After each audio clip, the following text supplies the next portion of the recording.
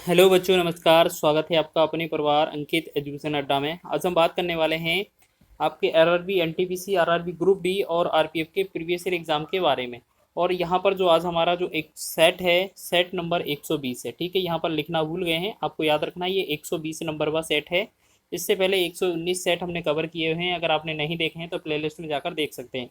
सभी सेटों में जो प्रीवियस ईयर एग्जाम में क्वेश्चन पूछे गए थे रेलवे ग्रुप डी में, उनका प्रीवियस ईयर और बेस्ट अप्रोच के साथ इसका सॉल्यूशन बताया गया है। जैसे कि इस वीडियो में टॉप 9 प्रश्न रखे गए हैं और बहुत ही कम समय में आपको इनको कर रहे होंगे। और इस वीडियो में आपको मध्यानुपाती, चतुर्थानुपाती, तृतीयानुपाती, इससे रिलेटेड और समानुपातिक वाले सवाल इसमें मिलने वाले हैं, जो आपके अनुपात और समानुपात चैप्टर से होंगे। तो पहला क्वेश्चन लिखा है, चार संख्याओं 4, 8, 12, 22 को समानुपातिक बनाने के लिए प्रत्येक में निम्न में क्या जोड़ा जाना चाहिए। तो ये क्वेश्चन बहुत ही इंपॉर्टेंट है और अधिकतर एग्जामों में पूछा जाता है। कुछ बच्चे कर लेते हैं, कुछ बच्चे नहीं कर पाते, लेकिन अब की बार से सभी बच्चे करना है। आपको करना क्या है, 4 लिखना है, फिर 8 लिखना है, 12 लिखना है, फिर 20 लिखना है। ठीक है, चारों नाम लिख लिए। आपको करना है 4 और 8 का अंतर 4 लिखेंगे, 12 और 20 का अंतर 10 लिखेंगे। ठीक है, 12 और 20 का अंतर 10 लिखेंगे। फिर क्या करना है, ये हमारे जो है अनुपात में रहेंगे, तो इनको आपस में काट लेना है। 2 दूना 4 हो जाएगा, 2 से 2 पंचे 10 हो जाएगा। तो हमने देखा ये 2 और 5 अनुपात है, 2:2:5। तो इन दोनों का अनुपात जो है वो कितना है, 3 है। तो 3 को 3x लिखेंगे हम। ठीक है, बराबर। फिर क्या करेंगे, इस 5 का गुणा इस पहले अंक में करेंगे और इस 2 का गुणा इस वाले पहले अंक में करेंगे। ठीक है, तो 5 का 4 में करेंगे और 2 का 12 में करेंगे, तो 5 चौके 20 हो जाएगा। यहाँ पर ऐसे, यहाँ पर नहीं लिखेंगे, ऊपर ही गुणा करके लिख देते हैं। यहाँ पर क्या हो जाएगा, 5 चौके 20 हो जाएगा ये, और 12 दूना 24 हो जाएगा ये। ठीक है, अब यहाँ पर हम अंतर निकालेंगे, ये कितना, 20 और 24 का अंतर जो आएगा वो 4 इसके बराबर लिख देंगे। बस x बराबर लिखेंगे तो ये 4/3 हो जाएगा। तो ये आपका आंसर होगा। तो ऑप्शन नंबर आपका ए इसका विकल्प सही हो जाएगा, 4/3। आपको ट्रिक कैसी लगी है, अगर पसंद आई है तो ट्रिक जल्दी से इस वीडियो को शेयर कर दें, सभी बच्चों को इसका लाभ मिले।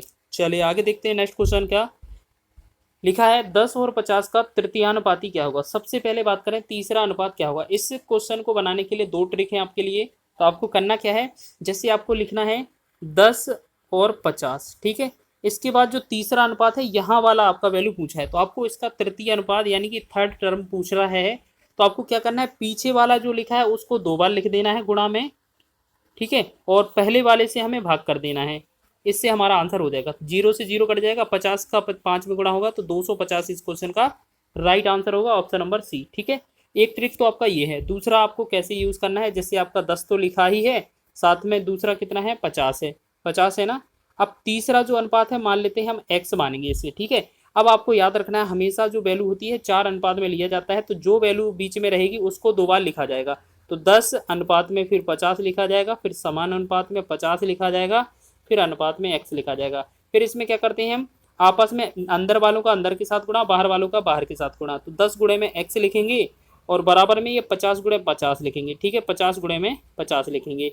फिर हम एक 10 से एक 0 कट कर देंगे, तो x का जो वैल्यू आएगा 50 गुणे 5 कितना होगा, 250। 250 जो होगा इस क्वेश्चन का राइट आंसर हो जाएगा। ठीक है, दोनों टाइप से आपने देख लिया है। चलिए आगे बढ़ाएंगे। अगले प्रश्न को लिखा है, 2 और 98 के बीच मध्यानुपाती ज्ञात कीजिए। तो मध्यानुपाती के लिए क्या करेंगे, जैसे आपका 2 लिखा है और 98 लिखा है, तो मध्यानुपाती मिड टर्म के लिए हम क्या करते हैं, मध्यानुपाती के लिए आपको क्या करना है, जो आपका 2 लिखा है और 98 लिखा है, 2 लिखा है और 98 लिखा है, दोनों का गुणा कर देना है और दोनों का अंडर रूट कर देना है, मतलब वर्गमूल निकाल लेना है। तो इसका जो हमारा आंसर बनेगा वो आंसर हमारा मध्यानुपात हो जाएगा।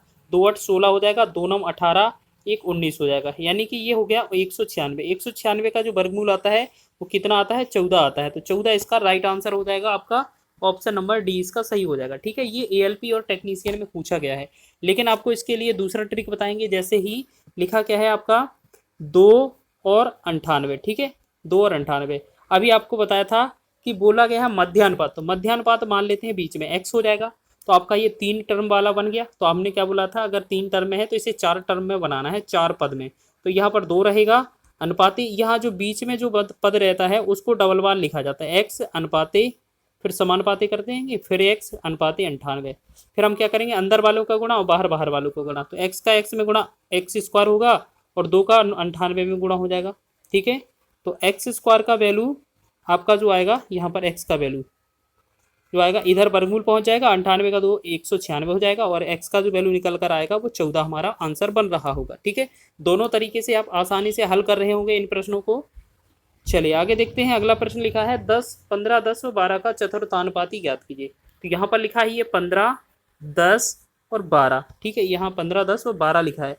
आपका चतुर्थानुपाती मतलब यहाँ का क्वेश्चन पूछा है, तो आपको याद रखना है फोर्थ टर्म ज्ञात करने के लिए आपको क्या करना होता है, जो पीछे वाले दोनों हैं उनका तो गुणा कर देना है और पहले वाले से हमें भाग कर देना है। ठीक है, तो इससे हमारा आंसर हो जाएगा। तो 5 तिया 15 हो जाएगा, 5 दूना 10, 3 एकम 3, 3 चौके 12। तो 4 का 2 में गुणा करेंगे, 4 दूना 8, 8 बनेगा जो हमारा इस क्वेश्चन का राइट आंसर बनेगा। ठीक है, ये ग्रुप डी में पूछा हुआ क्वेश्चन है, लेकिन इसको भी सेकंड मेथड से बनाएंगे तो हम क्या लिखेंगे, यहाँ 15 लिखेंगे, यहाँ पर 10 लिखेंगे, 15 अनुपाते 10, फिर समानुपात में कितना है 12 और अनुपात में लिखेंगे x। फिर हमें क्या करना है, अंदर अंदर वालों का गुणा, बाहर बाहर वालों का गुणा। तो 15 गुणे में x लिखेंगे बराबर यहाँ 12 गुणे में या 15 गुणे में 12 कर देंगे, ऐसे भी 15 गुणे में 12। तो हम करेंगे 5 तिया 15, मिस्टेक हो गया यहाँ पर, ये क्या है 10 और 12 था, मिस्टेक हो गया यहाँ पर, देखिएगा यहाँ पर क्या था, ये अंदर 10 और 12 का गुणा करना था।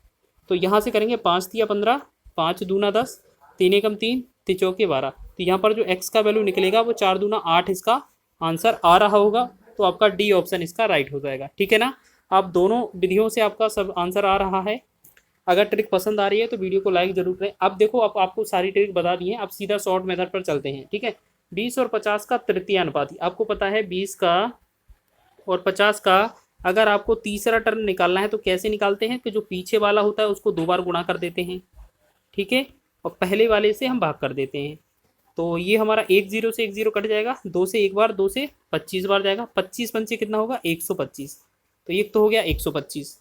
दूसरा क्या है आपका 9 और 16 का मध्यानुपाती, तो यहाँ पर 9 हो गया, यहाँ पर 16 हो गया। ठीक है, आपके मध्यानुपाती पूछा है, मिड टर्म पूछा है बीच वाला, तो हम क्या करते हैं दोनों का गुणा कर देते हैं और वर्गमूल ले लेते हैं। तो देखो हम इसे गुणा करके 16 9 में 144 भी कर सकते हैं, या इसे और भी शॉर्ट कर सकते हैं। 9 का वर्गमूल 3 निकल कर आ गया, 16 का वर्गमूल 4 निकल कर आ गया आएगा, और इनको दोनों का गुणा करेंगे तो ये बनेगा 4 तिया 12, 4 तिया 12। ठीक है, 12 बनेगा ना। अब बोला है इनके बीच का अनुपात कितना होगा, तो पहला जो था 125 था, 125। ठीक है, यहाँ पर क्या था 125, यहाँ पर देखो 125 अनुपात दूसरा कितना है 12 है, और ये कटना तो है नहीं बिल्कुल, तो ये हमारा 125 अनुपात 12 ही आंसर होगा। ऑप्शन नंबर डी इसका सही है। ठीक है, एग्जाम में बहुत पूछा जाता है ये। आगे बढ़ेंगे अगले प्रश्न की ओर। लिखा है यदि 6, 18, 39 और x समानुपात में हैं तो x का मान ज्ञात कीजिए। ठीक है, x का मान ज्ञात करना है। अगर आपको इस तरीके के क्वेश्चन मिले 6, 18, 39 और x, तो हमने क्या है ये समान अनुपात में है, तो यहाँ पर क्या है ये अंदर वाले का वैल्यू अलग का गुणा और बाहर बाहर का गुणा। तो 6 गुणे में x हो जाएगा बराबर में 18 गुणे में 39 हो जाएगा। ठीक, तो 6 कम 6, 6 तिया 18 हो जाएगा, और x का जो वैल्यू निकल कर आएगा 39 में 3 का गुणा हो जाएगा, तो 3 27, 3 3 का 9 2 11। तो x का जो मान आ रहा होगा वो 117 इसका राइट आंसर बन रहा होगा। ठीक है, तो ऑप्शन नंबर सी इसका राइट हो जाएगा। चलिए इसी प्रकार आगे बढ़ते हैं अगले प्रश्न की ओर। अगला प्रश्न लिखा है यदि 144 अनुपाते y समानुपाती y अनुपाती 225 और y ग्रेटर देन 0 है तो y का मान ज्ञात करें। तो हमने क्या देखा 144 अनुपात में y समानुपात में y अनुपात में 225। हम क्या करेंगे अंदर वालों का गुणा बाहर बाहर वालों का गुणा, तो हम y का y स्क्वायर बन जाएगा, और यहाँ 144 गुणे में 225 हो जाएगा। हम क्या करेंगे इनका गुणा नहीं करेंगे, बस यहाँ पर y का वैल्यू निकालेंगे, तो यहाँ अंडर रूट लगा देंगे 144 गुणे में 225। फिर क्या करेंगे यहाँ पर 144 का जो वर्गमूल निकलेगा वो 12 निकलेगा, 225 का 15 निकलेगा। ठीक है, तो जब हम y का इंटू पूछेंगे y का 12 इंटू 15, तो ये हो जाएगा 12 गुणे 15 180। तो 180 ऑप्शन नंबर डी इसका राइट आंसर हो जाएगा। ठीक है, बहुत ही आसान है, आप इन क्वेश्चन को लगाइएगा। ये सभी क्वेश्चन आपके ग्रुप डी एग्जाम, आरपीएफ के, एसआई, यार नहीं कि रेलवे के सभी एग्जाम में ये पूछे जाते हैं, कहीं ना कहीं एग्जाम में पूछते हैं, और आपका आसान प्रश्न बनता है ये। यदि 12 अनुपात x 12,x,48 एक क्रमागत अनुपात में है तो x का मान ज्ञात कीजिए। हमने आपको बताया था अभी कि 12x और 48 अगर दिया है आपको, तो आपको याद रखना है ये 3 टर्म में दिया है। जब इसे 4 में बनाएंगे तो 12 तो लिखेंगे ही लिखेंगे, अनुपात में x लिखेंगे, सम अनुपात में ये बीच वाला जो वैल्यू होता है उसे 2 बार लिखते हैं, और ये लास्ट वाला सेम का सेम। तो अंदर वालों का गुणा अंदर, बाहर वालों का बाहर गुणा कर देते हैं। तो यहाँ पर करेंगे तो यहाँ पर अंदर वालों का गुणा क्या हो जाएगा, एक्स का स्क्वायर हो जाएगा, और 12 गुणे में 48 बाहर हो जाएगा। ठीक है, एक्स स्क्वायर करेंगे अगर हम, तो यहाँ पर क्या है, इसे हम फैक्टर में भी तोड़ सकते हैं। ठीक है, तो ये क्या है, हम इसे एक काम करते हैं, गुणा करके देख लेते हैं। 12 अट्ठे 96 हो जाएगा, 12 चौके 48, 48 और 9 कितना हो जाएगा, 57। ठीक है, 576।